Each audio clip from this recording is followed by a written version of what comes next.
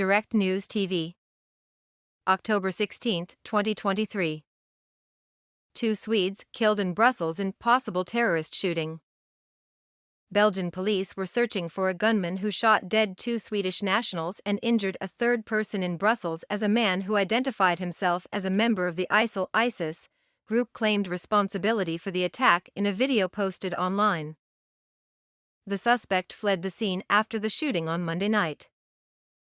Erik van Dijs, a spokesman for the federal prosecutor's office, said the investigation was focused on a possible terrorist motivation for the shooting after a claim of responsibility was posted on social media.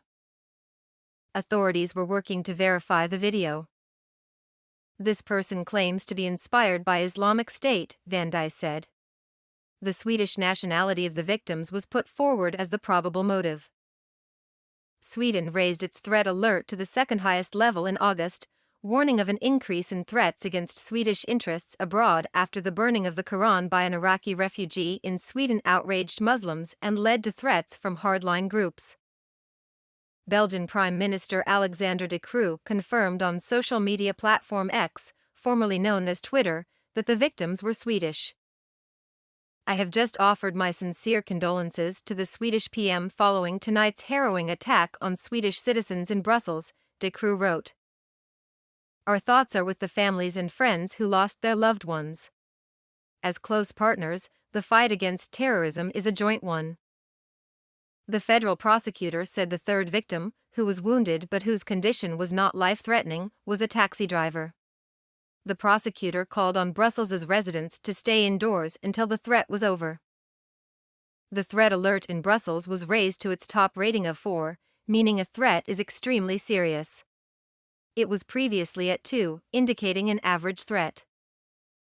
The suspected assailant, calling himself Abdesalam al-Guilani, claimed in a video on social media that he was a fighter for God and a member of ISIS. One Belgian newspaper said it was likely the victims were football supporters given that Belgium was hosting Sweden in a Euro 2024 qualifying match on Monday evening.